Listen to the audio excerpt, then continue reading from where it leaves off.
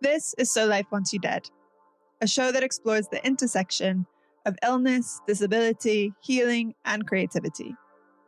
I had an emergency organ transplant in 2015, and despite the drama of the situation, it turned out that near death was fertile ground for my creative life. Now, all these years later, I can say that was what saved me. That and a brand new liver. I'm Nora Logan, and this is a podcast on how looking at death helps you live. Today, my guest is Kendall Ciesemier, writer, producer, reporter, and fellow liver transplant recipient. We recorded this episode live and in person at the end of July in 2023 to celebrate Disability Pride Month. A year on, another Disability Pride Month is coming to a close, and I couldn't think of a better way to kick off our second season than with this conversation. We talk about disability disclosure, Kendall's advocacy work, mental health, and finding empowerment through community. Here's the conversation. I'm so excited to be here with you tonight. Thank you.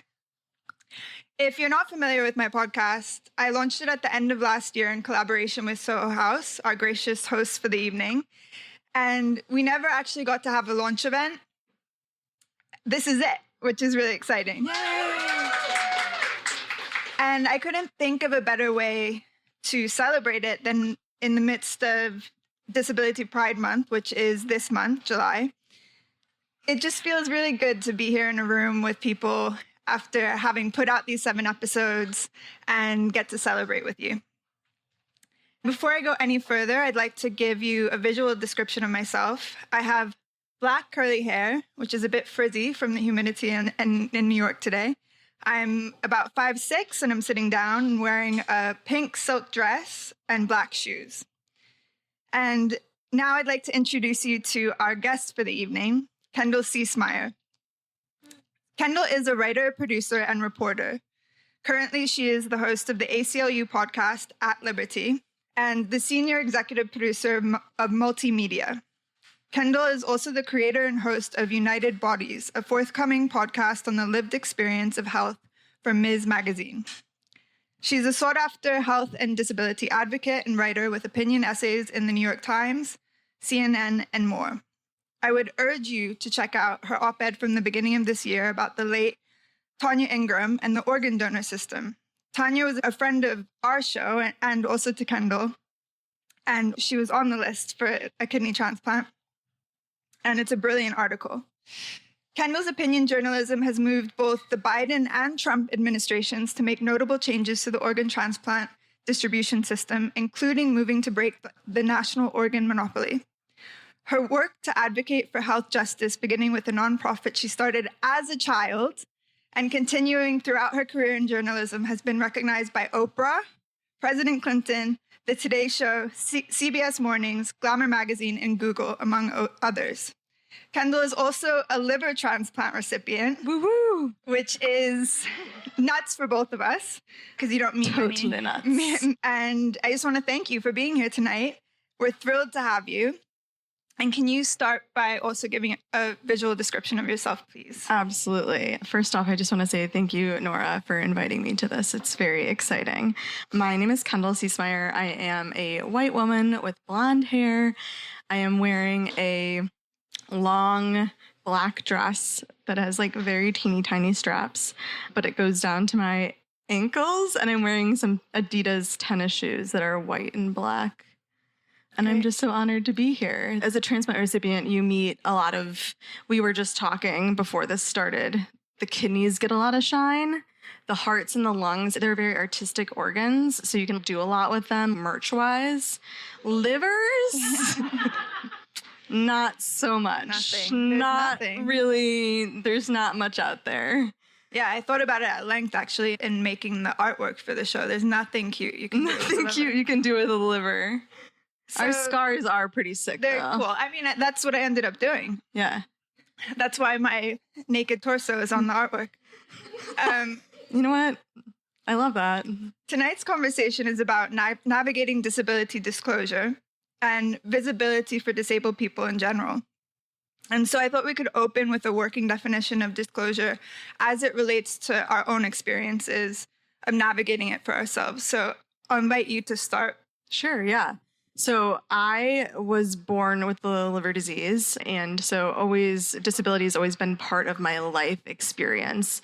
I would not have ever seen that way until probably, I think, began to start thinking about disability as an identity during college, and then even probably still felt a lot of shame towards identifying openly in that way, and also didn't really feel like maybe did I count? Was I part of that community?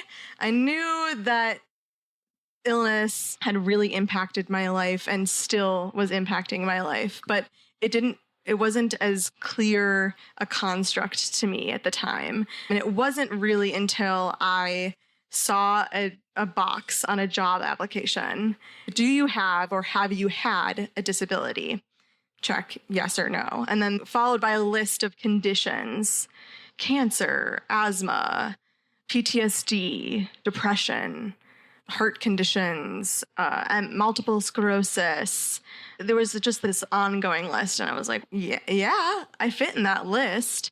But then I had this overwhelming feeling like, oh no, if I don't check yes, then am I denying my life experience? But if I do check yes, what is this going to be used for? Because I had always grown up being told by doctors to never tell anyone about any of it until after I was hired, due to the concern of discrimination. And so that was in the back of my head as well. Oh, if I check this box, is this going to make me less likely to get a job, if you will? I ended up checking yes because, to me, denying the lived experience that I had felt worse than potentially not having some repercussion and not getting a job. But it definitely also became easier for me to step into that identity and to openly identify myself as having a disability as I have gotten older, and also aligned it more with a political strategy or movement for myself. If I'm someone who moves through the world in a lot of ways with a lot of privilege, people can't necessarily perceive, unless I'm in a bathing suit, that there's anything that could be different, right? And I don't get clocked as having a disability. I think in a lot of ways that's a huge privilege. I think then you have to choose it for yourself, right? If you have an invisible disability, unless you're seeking accommodations in very specific circumstances, like I had done through my K through 12 education experience, I didn't have to tell people, which again is a privilege. But to me, it was like, oh, if I actually want to create a movement, and I believe in disability rights, and I believe in using my personal privilege and power to create opportunity for more people, then what the disability rights movement needs is people power. Like, it's the slowest moving rights movement in the country and in the country's history, simply because I think it's because that there is a lot of shame and stigma attached to identifying as having a disability, because people either think, oh, it doesn't count, or it's not enough, or, oh, I don't want to be associated with that. But for me, it ended up feeling like I could make a choice that felt in line with who I was and what my lived experience was, denouncing a lot of the shame I had as a child, and also it could be a political strategy, which felt good as someone who was interested in social justice movements. Yeah. For me, I'm so happy you mentioned the bikini, because I came to my disability differently than you. Although we had the same surgery, obviously, and we're both transplant recipients. I was 28 when it happened, and that shame and guilt that you mentioned was so present for at least the first 5 years after my transplant. I remember at the beginning, I was like, oh my God, I have to buy all these one pieces. Shit. I did. And I was like, it speaks to our illness around body image, but I was extremely skinny. And I was like, oh my God, I'm like a size 0. This is crazy. Yeah. And so I got all these one pieces, and I felt nervous that anyone would look at me with the scar for a long time. And so for years, I only wore one pieces. And it's only in the past 5 years that I've also started saying that I'm disabled, and I've since started wearing bikinis, which is great. I feel good about both those things. That was the thing that tortured my childhood, though. Yeah. The bikini. I definitely was a one-piece wearer. Still mostly am, because my scars are aplenty and I don't want to get them. It's like my whole rest of my body is tan and my stomach is fluorescent white. It's never seen the sunlight. So I'm a little worried about getting it burned. And also being in the sun in general. Did attend a wedding where wearing something that showed my waistline, and I used self-tanner on it because it was like literally fluorescent. But yeah, I resonate with the bikini debacle. Yeah, and it's interesting because I never even really thought about it in terms of disclosure, but it's a way that I disclose to the world and people who don't know me. And I feel a type of way about it when I'm with people I don't necessarily know very well. Yeah. Ultimately, for me, with disclosing my disability and even using that word, it's been a source of empowerment in the long run. And I feel so grateful that I was able to come to that conclusion stance. And for me, it was so much of then deciding to create this podcast and tell these stories. And I'm curious, like you said, at the end of the day, choosing to identify as having a disability is a choice. Yeah. And I'm curious to know, what are some of the ways that you feel empowered by making that choice? Yeah, I think we should be clear that disability is a dynamic experience, and sometimes it can be a static experience. Sometimes you acquire a disability or we're born with one, and that will be something that exists throughout your life. Other people could weave in and out of disability within their life. Sometimes the world meets you as having a disability because it's visible, and sometimes the world doesn't meet you as having a disability because it's invisible. I do think it is an identity category that you get to choose for yourself. And I know plenty of my friends who have visible disabilities have even expressed to me, I actually didn't identify as having a disability, even though everyone was receiving me as having one, which I think is really interesting and a good experience that someone else on the podcast should talk about. Whether or not we choose to identify, the world will meet some of us in ways that as having a disability. So I just wanted to be clear about, sometimes I think it's a choice that you can personally make, but you don't always get to choose how the world is receiving you. And ableism is in the air we breathe and water we drink. The way in which I feel like stepping into the identity has been empowering. There was just so much in my life that I never talked about, like ever. And I didn't realize that I never talked about it until I started talking about it. And I slowly just started dipping my toe into that water, sharing a little bit about my experience, a little bit with friends or with coworkers or in stories, or I just knew that there was a huge part of my life that I just wasn't acknowledging or sharing. And I really felt quite lonely in it. And I think one of the most empowering pieces to me about this is the community. Also opened up a community to me of people that, while we all have different experiences, and the disability community is very broad and everyone has very unique experiences, and we are not reflective of everyone's experience for sure. I just think it's been so powerful to be alongside those folks and to be able to talk about my experiences with people who understand them or have similar experiences. And then also to be able to tap into the personal experiences that I have had that can actually I can do something about, right? I think I find a lot of power in, while I can't control my own situation and have felt powerless in many times, I find power in trying to be powerful for other people. We can't control what happens to us, but we can control what we get involved in for other people and other people's lives. And I feel, to me, that has always been a core thread, even before I knew to identify myself as having a disability. The nonprofit work that I did as a kid that I fell into was also, it was around the AIDS epidemic, another kind of health justice issue.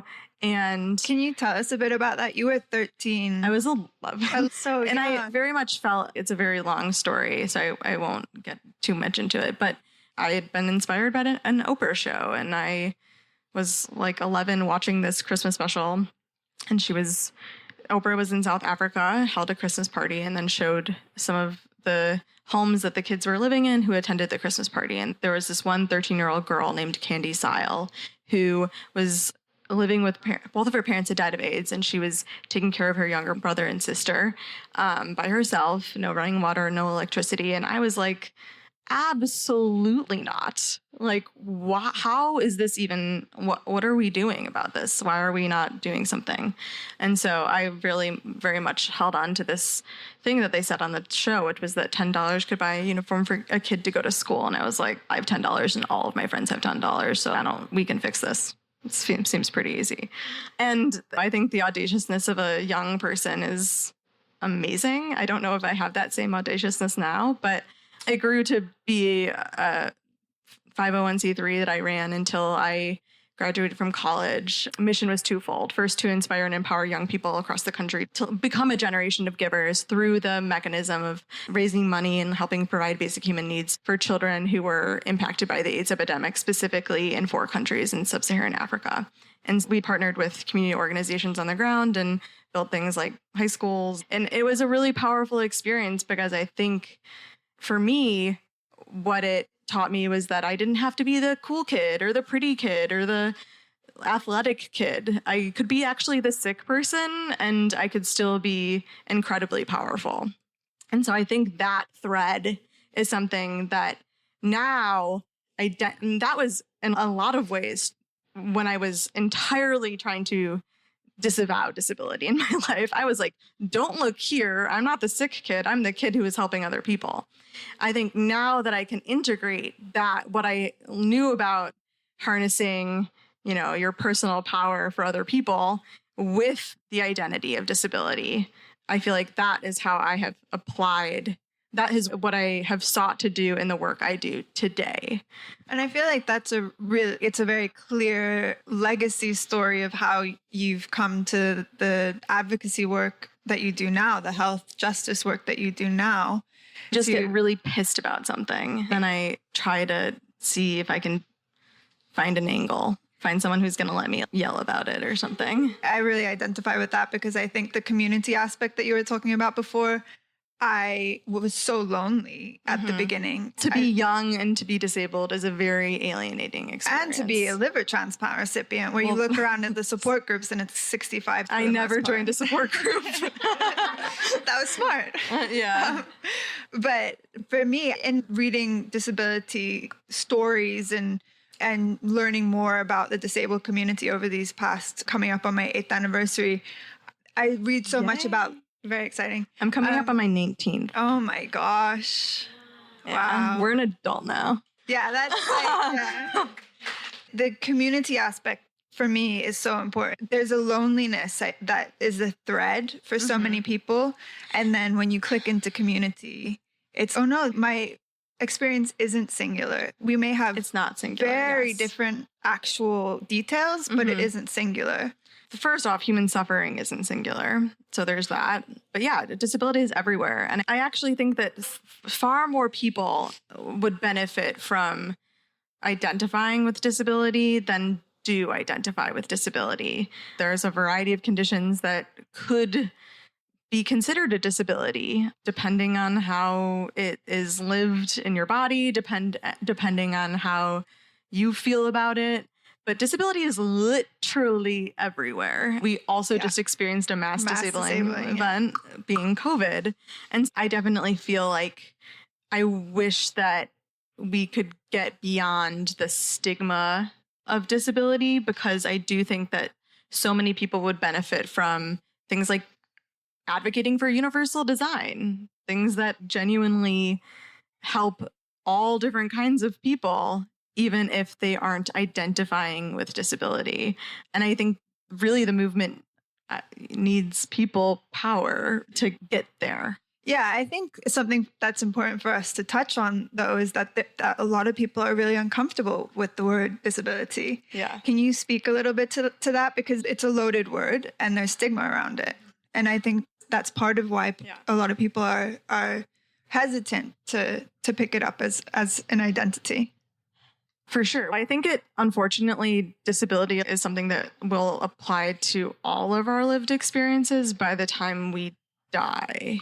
And so I think that because disability is so tied to something that anyone can acquire through misfortune, right? Something that's tied to our own inherent fear of our own mortality. It is something that is really scary to people. It's in a lot of ways, and I've even had people say this to my face, which is wow.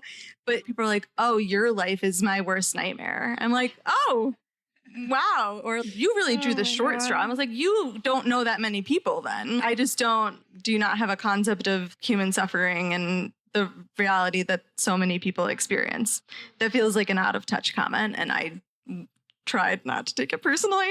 Yeah. But I think that there is that inherent kind of knee-jerk reaction, because I think in a lot of ways, I think disability is still seen as... I actually don't think that there's a lot of malice towards people with disabilities. I think there's a lot of apathy towards people with disabilities. It's going to be like an extra, it's going to be like more money for us to pay for an interpreter. So we just don't want to, it's only one person who really needs it. So there's like the apathy part, and then there's the inherent fear of our own mortality part.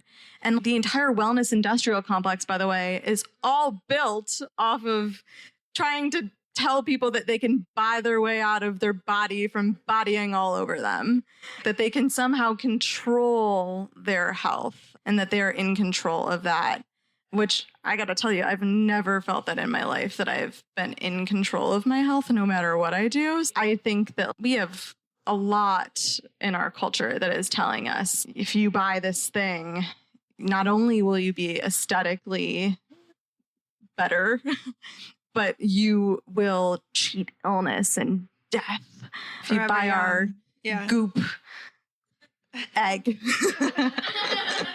And I think it's also this obsession that we have with things sort of being seamless and perfect. You mentioned getting an interpreter. And I'll preface this with saying neither of us are accessibility experts, certainly even not close to it. But thinking about accessibility needs, it makes things more complicated and less seamless to sometimes meet access needs, mostly because it's just not integrated into our society. One thing that really struck me during the pandemic is like all the structures that were built outside to accommodate outdoor dining. If we put this level of care and concern in New York City to build accessible entrances to restaurants, it's not that people can't do it. There's just a lack of willpower. And I think it's because there's a lack of people asking for it.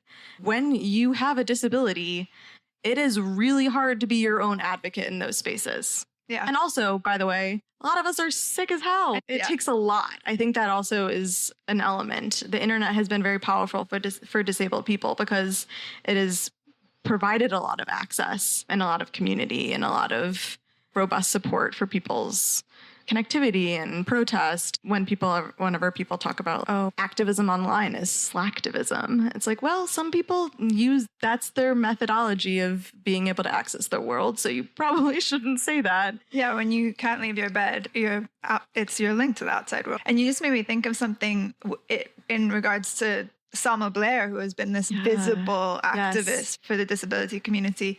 I love that she chose that, because I think she could have chosen to hide. She really could have. And she just has gone the other direction.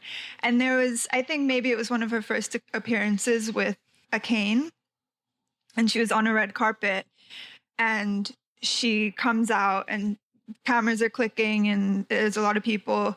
And she just said, I think maybe to her publicist, it took so much to get out here. Yeah. And that's so true for so many people. The visibility part. Being sick is tough. And being out there. Showing up is tough. Exactly. And I feel like we're sort of leading into this question around productivity. We're in New York City, one of the most productive places on the planet. In American society, we place such a high value on productivity and very little emphasis on rest. Yeah. I'm curious, what would you say about the concept of this worthiness as it relates to what we're talking about with disclosure? Look, I struggle with this myself. Like, I'm not even going to stand up here and be like, I know how to do this and not care about being productive and not feel like that's tied to my worth, because we live in capitalism, and capitalism tells us that the more you produce, the more you earn, the better you are as a person. That's morality in the US. And I also think people see sickness as a moral failing as well, because you can control your health, right? I think the rat race is not helping many of us, certainly not helping disabled people.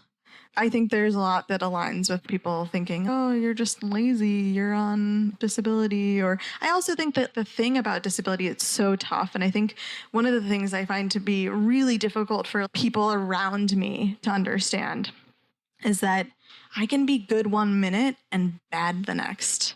And it might not make sense to you, because when I'm good, I want to be out and about and doing things, but it can turn on a dime. I think that's also a real challenge. I think there's like a lack of understanding of just the dynamic nature of things. But you're good. You're good now, no? You had the transplant. Yeah. It's done. Yeah.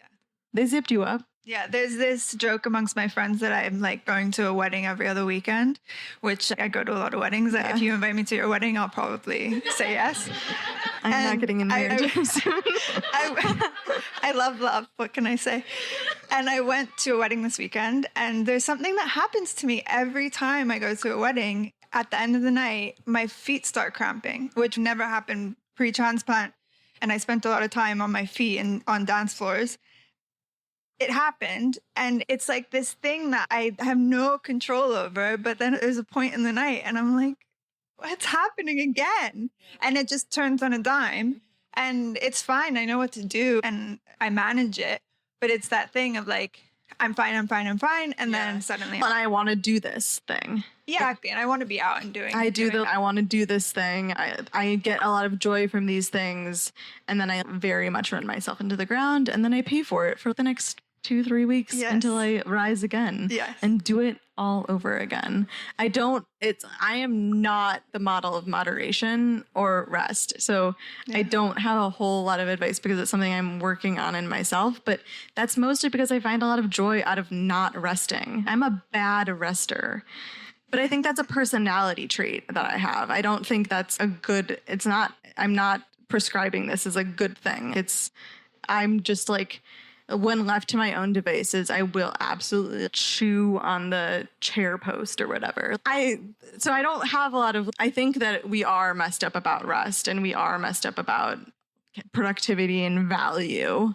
And we tie way too much value to productivity. And I think it's enough to just name it, actually, because we're swimming in it. We aren't taught how to rest. So I think it's enough to just look at it for what it is and be aware of it. Right? For sure. In thinking about this, all of us being inside of this productivity, endless cog that everybody is in, and how it relates to taking on that identity, how can we bring more people into the movement? What does the disability movement need? And this is like the covert mission of my podcast with Ms. is to bring people into the fold. I think of disability specifically, like very much centering disability in that podcast, though we explore all different kinds of concepts around health, because I think it's all interconnected. Yeah. We talk a lot, and I think the society's actually done a really good job, and I'm so happy for us that we're working on the destigmatization of mental health issues, right? We've seen, I don't know if you've seen the TikToks. Therapy talk is a big thing. People are using therapy language in their relationships, which could be good or bad. Could go badly bad, but in large part has been overall a good thing that we have destigmatized mental health. But there are a lot of people who are impacted by mental health issues.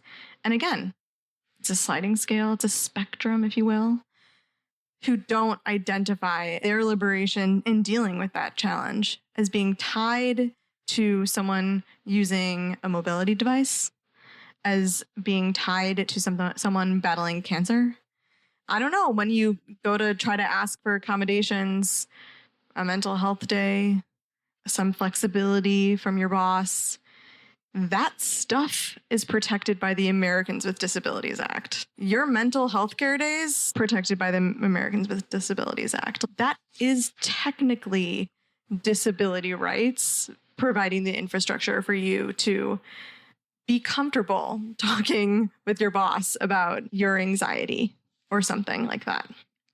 I think what is a challenge moving forward is how do we connect those two conversations so that we're creating a dialogue that's not just about, oh, I'm anxious today, and this like surface level thing. And let's actually dive a little bit deeper and realize that if we're going to talk about this conversation, we need to broaden the conversation. We need to dive deeper, and we need to connect to the fact that there are people who are more marginalized in this conversation, and being a good ally and reaping the benefits of disability justice movements from history is to be a good ally to disabled people who still need a lot more.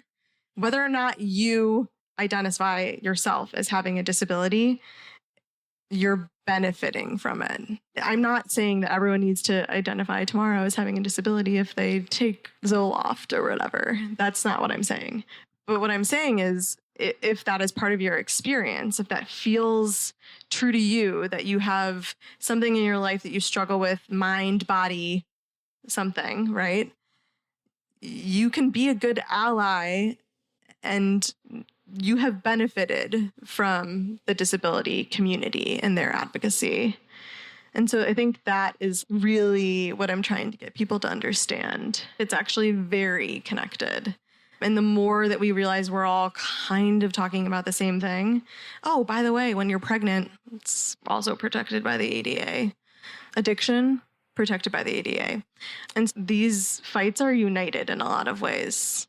And I just would love us to understand that better and to talk about that more. So that's what I'm trying to do. Yeah, and bring some understanding, bringing understanding to people in the workplace, because there's so many accommodations available for you that maybe you're not aware of. Totally. And people don't know. Then pushing the needle for other people who don't necessarily have access to those. The fact that you go on an airplane and people who use wheelchairs have their wheelchairs broken by flight attendants or airline staff, that's a huge problem. Imagine traveling to a country, you're going on a vacation, and you land, and the way you move throughout the world, your freedom is broken. And what are you supposed to do? It's so much money. It takes so much time. Yeah. I mean, those are the things that I'm like, this makes no sense. We can all be louder about this, and we should, because we all collectively have benefited from those same people in history crawling up the Capitol steps to get us Section 504 of the Rehabilitation Act, the Americans with Disabilities Act, stuff that literally saves our jobs for us, should you need it, right? And I think a lot of people end up needing it. The Americans with Disabilities Act is the piece of legislation that the Pregnant Workers Fairness Act that was just passed is based off of and modeled off of the Americans with Disabilities Act. These are all connected. We can all be a part of the same movement, and I think we should. And I also just, I guess my plea to people would be to just not forget about disability as a category of difference and identity that should be included and brought into the conversation and should be experienced as such. If we have a second, I want to tell one story. When I watched the Olympics, I watched Simone Biles. We all watched Simone Biles. She went to the Olympics and wasn't able to perform in her normal ways, right? It was a mental health issue that she was experiencing, a disconnect between her mind and her body, likely because of the horrible trauma that she had experienced as a survivor of sexual abuse. Her inability to perform to her fullest capacity, what she normally does, it was like, oh, that's a disabling moment. That was a moment where she experienced disability on a national stage.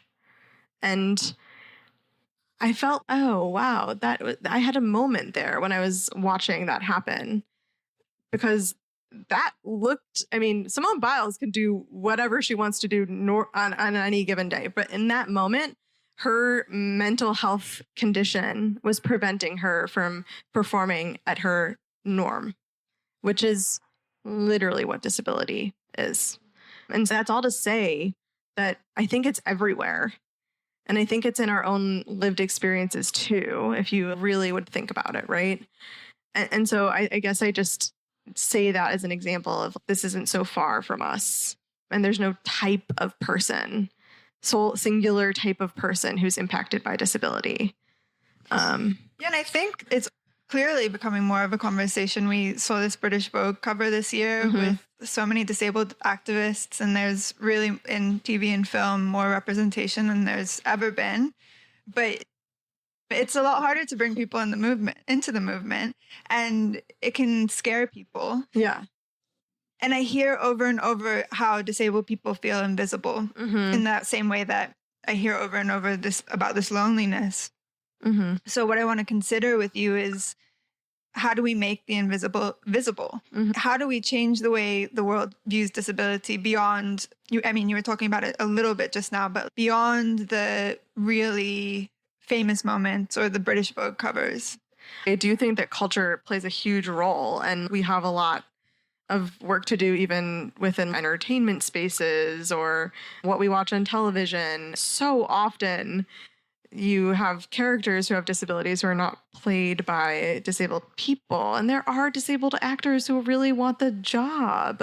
It's just about actually giving the opportunities to people to use who are ready and comfortable with using their voice in that way. Because not everyone is, and that's fine. But I think it just needs to be more prevalent in media. We need more analysis. The fact that the New York Times has one reporter who is a fellow for 1 year, and they switch them out every year. And it's brand new, by the way, last 2 years.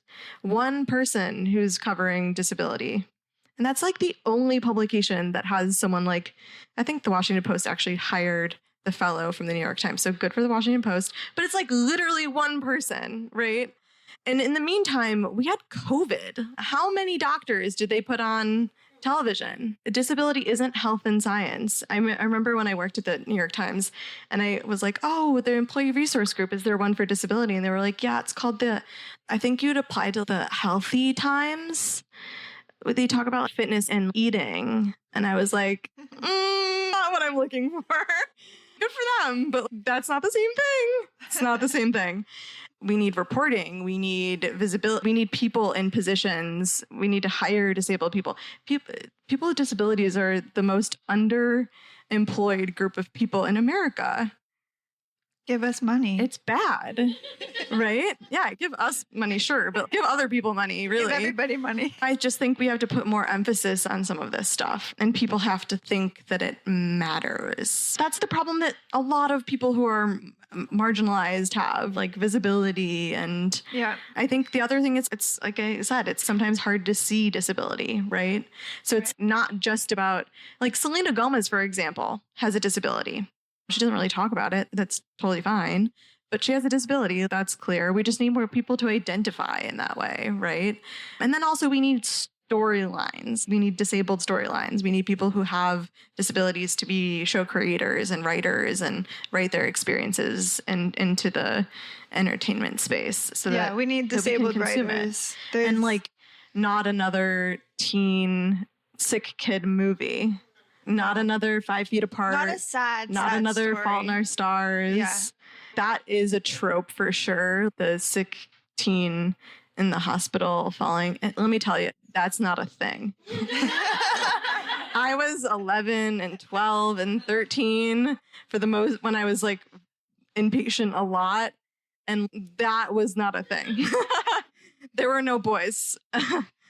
No love in the next hospital bed. There were it was like babies, literal babies. Enough of the like inspiration porn, if you will. Yeah, no more inspiration porn, like comedy with disabled people in it. Maysoon Zaid is a good comedian with a disability. Also, Aaron, I'm going to really struggle with his last name. It begins with a B. He has cerebral palsy. He uses a communication device for his comedy and was just on, I think it was America's Got Talent, actually. And is so funny and has been like blowing up on social media. You'll have to check him out. But yeah, also I think disabled people are very funny and very creative. Very creative and very imaginative. Adaptable. Yeah. We deal with we have to navigate a lot of things. I've made rigged plenty of medical device on my body. Yes. I have escaped the hospital with an IV attached to me. Me too, sure. So I want to just quickly touch on our mutual friend, Tonya Ingram, who passed away at the end of last year, and just shout her out for a minute. Just how imaginative and incredible she was and how tired she was and how she kept raising voices through the whole thing. And if there's anything you want to touch on with Tonya, how wonderful she was. Yeah, I actually met Tonya on Instagram. She was looking for a kidney. And I just so happened to be looking for her. Not her specifically. I didn't know that she was going to be someone I would find. But I was looking for people to illuminate the issue of the organ distribution problem. The organ transplant system is a pretty arcane system as far as the distribution mechanism goes. The government hasn't really cared about oversight or really any kind of accountability since it put UNOS, United Network of Organ Sharing, in place. And they're the national body that then manages what are called organ procurement organizations, or OPOs for short. And it's just the whole system is filled with waste, fraud, and abuse. They lie about how many organs they're procuring. They just like totally misreport their data. They lose organs in transit. I think they're like 13 more times likely to lose an organ in transit than your airline is to lose your luggage. And the salaries that they're receiving are also so bad. It's so bad. Wild. And I met Tonya when I was working on this piece about organ recipients organ people who are seeking organs, who needed organ transplants, and all the ways in which they were circumnavigating the bad system, because you wait on this list for years and years. Tanya's wait was estimated 10 years for a kidney, 10 years on dialysis, when the median time of survival on dialysis is 5 years. So and it's I should say basically she had a death lupus. sentence. Yeah, she had lupus. We mentioned that, but she lived with lupus. I met Tonya there. We did the video. It galvanized the Trump administration to move to kind of get the OPO, Organ Procurement Organization, metrics more on par with what they were, like to hold the metrics more accountable. So that was like, this has been a behemoth effort, right? That 2 people in the country are doggedly working on. And so Tonya became part of our little community. Tonya testified before Congress. Tonya literally told Congress that she would die if they didn't fix the problem. And then she died. Yeah. It was just, I like can't even talk about it too much, but I think that it's weird because I actually never met Tonya in person, which made me feel really weird about how much her death affected me, because we texted a lot and sent voice. She also didn't text a ton, but then she sent voice memos. And we were actually going to do the podcast that I'm doing with Ms. together.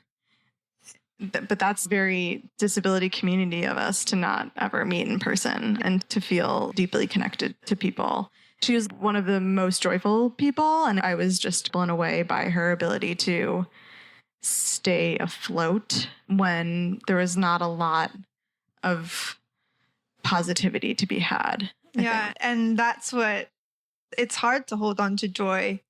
And she just always held on to that joy, and it was really humbling. But she was also really honest about her experience, which I also really appreciated, and was like brave in doing that, because when you're waiting for an organ and like you're criticizing the system that is going to give you an organ, and we already know that the system is super racist, that's a terrifying experience. And she was really, it was like a David and Goliath situation. And I just think that she had received threats from the organ procurement organization that was in her local area.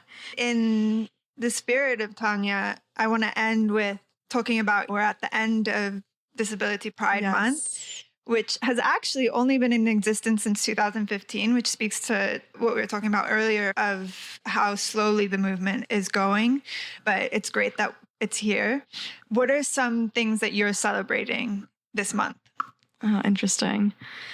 This is definitely a part of the celebration for me. And I think that it can be good to have these Heritage History Pride months to put an emphasis, a particular focus for us, because there's a lot of need in the world and a lot of hurt, like suffering, and there's a lot of issues that need our attention. And I feel like Disability Pride Month, yes, it's about celebration, but for me, it's also being like, oh, they're giving us the microphone. What are we going to ask for? Yeah. You know, and being ready to make that ask. I don't really have like many plans. I've done some things for the ACLU. I don't know. This is always a time for me that feels, summer is always a time that I am reflective of my experience, because Disability Pride Month actually sits between my first and my second liver transplant. My first anniversary is June 25th, 2004. My second one was August 13th, 2004. And summers are when I've always had my major surgeries, because it doesn't conflict with school. Not that you can plan them, because you really can't, but I guess that's always how it's been. So I feel very proud of who I've become from little Kendall, because I think I am who little Kendall really needed. And so I try to take that with me when I am writing about something or sharing part of my experience and it makes me nervous, or being more vocal about this. I just try to think about me trying to find a literal book that had some element of disability in it. Yeah. And I remember there was this book, my favorite book. It was called A Face First, and it was about a burn victim. And that was the only book that I found that felt like me in some way. And I have very little in common with someone who has experienced a burn, but I and many other people in the disability community, including yourself, are just trying to be that for our younger selves, if you will. Yeah, absolutely. Tomorrow is the day that I went into the hospital not knowing what was wrong with me. Wow. And so July as well, summers as well for me are always like, whoa. And every year it's got better, and every year it's a little bit tender. So it's very special to be here with you tonight talking about this stuff. It's so special to be here with you. It feels good. And with I want to open it up to the audience if there's any questions for Kendall. Hi. Okay. When you mentioned your relationship with rest, that really resonated with me personally. I'm wondering if you've had a chance to get to know other people who are disabled or with accessibility needs that aren't living in the U.S., and if you've learned about what their perception of rest is. I do actually. Yeah. I recorded about half the episodes. Soho House is also in the UK and other places in the world. And I interviewed, I don't know how many people, but maybe it was 3 or 4 people in the UK. It's a different thing to think about in the UK, because in the UK, there's the NHS. There's like nationalized medicine. And you don't have to worry about health insurance.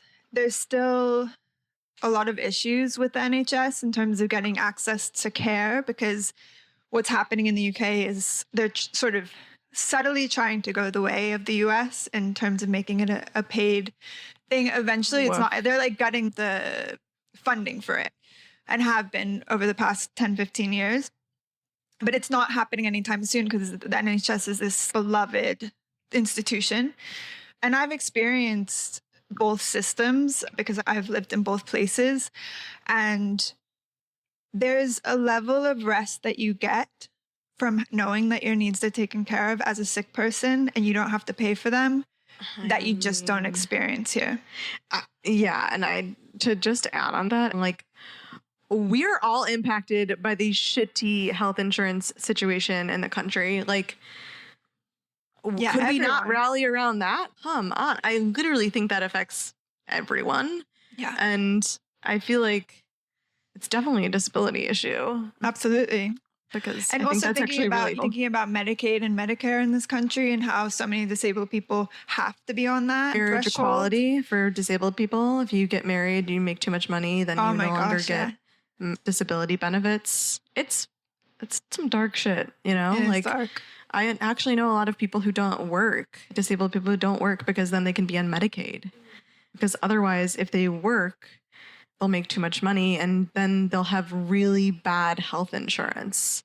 It's not like all health insurance is equal. There's a lot of really bad health insurance. And when you're a heavy user, I have really good health insurance and I'm still battling their asses all the time. I mean, I spend so much of my time calling Stigma. The hours of time on the phone with insurance companies, that's a whole episode. Sure. Oh, yeah. Go ahead. Here. So I actually had a question. Both of you talked about a process of growing into your identity as someone who has a disability. How do you address that with someone who's kind of in the middle of that process and who's afraid? Yeah. And also, you mentioned celebrities. And so I'm thinking of just like the average person who does not maybe want to be in the public or doesn't want everyone to know. So, I have a lot of thoughts about this, actually. Okay, so there have been a lot of people in my life who have gotten diagnosed with cancer or had some other health issue that happened to them. And I watched them not tell their friends and family. I watched them not share for years and years and years, not share with people who are really close to them, like extended family, literally. And I think that's a decision driven out of shame. I understand that people can want privacy, and I think that that's great, and not everyone needs to be shouting their disability from the rooftop, right? But I think that when people are not honest with the people around them about something like that, that's stemming from them feeling ashamed and thinking that their illness or disability is a moral failing of theirs.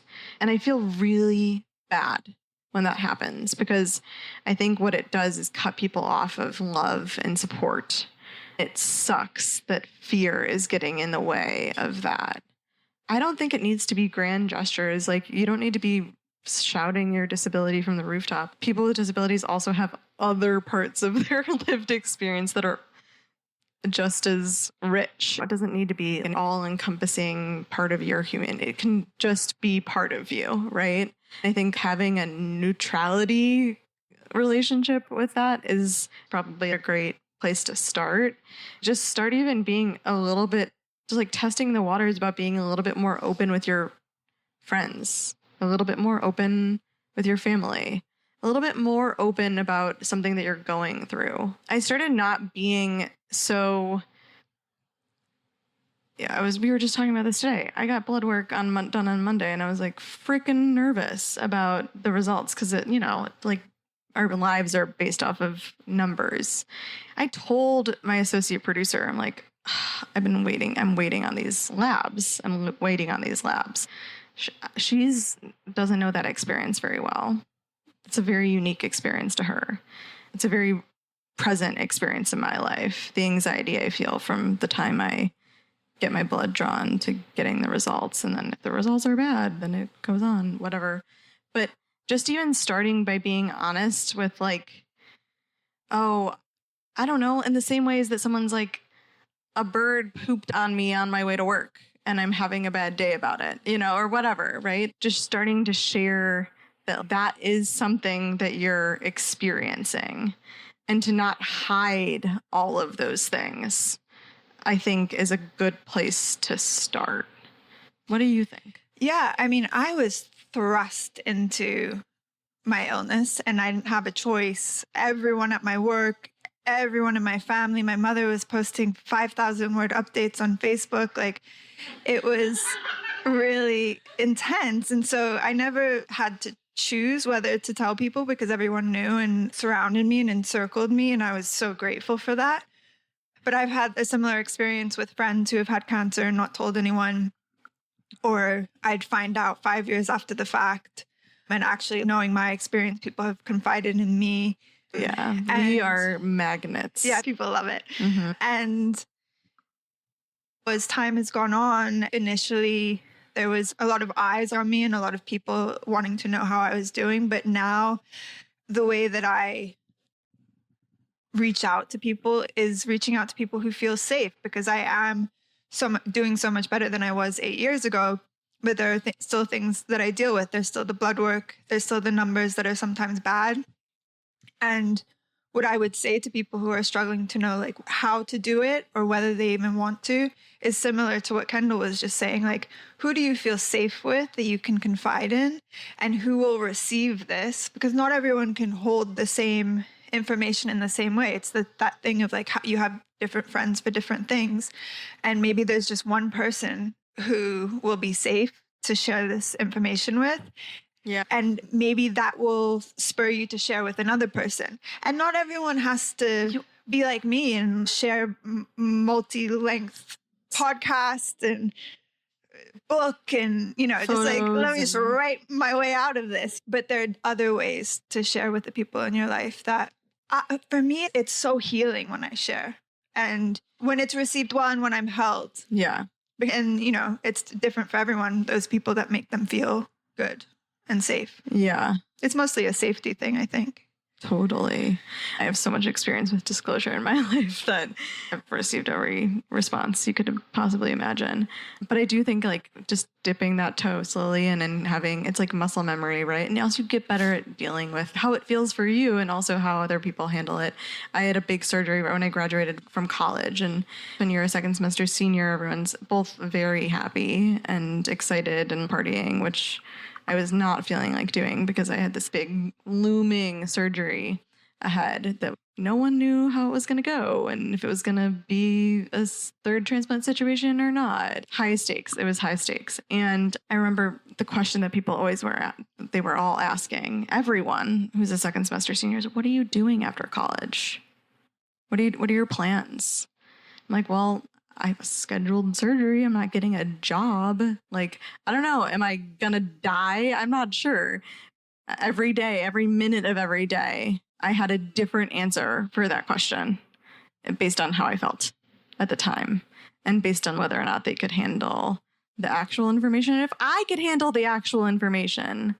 So, yeah, I think it's about both assessing the scenario that you're in, but also how you're feeling about it. Because if you're really raw, that's like, you can sit with it for a bit longer.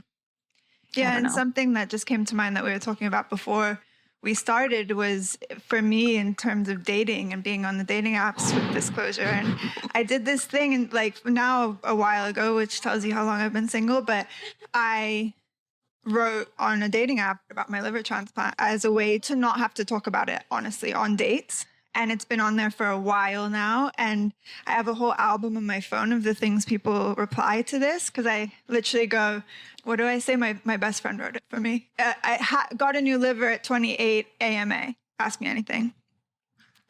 I didn't have to spell that out for you, but I did. And now I switched it. I changed it because I felt at that time I was a very different person 5 years ago whenever I wrote that. And I felt like I just didn't want to have to explain to someone. And now I don't feel that way. The responses that I get are so ridiculous. It's good material. I'm happy for the material that I have, but it's changed for me. I put a bikini photo on my dating profiles. I get, are you wearing a fake, do you have a six pack? Are you wearing like a t-shirt that looks like a six? Like, what is going on? But Yeah. people mostly think it's a six pack, which is pretty cool. That's cool. Yeah, it really doesn't, like, we're fooling. It doesn't look like a six pack, but some people on TikTok apparently thought so. Disclosure and dating is a totally different podcast. Totally different. But, you know, had to bring sometimes it in. you're dating someone, your shirt comes off and you don't say a word. Surprise. You just wait for them to, are they going to say something? How dare they say something? Oh, that is a fun game. I like that game because I know I'm making people uncomfortable and I'm enjoying it.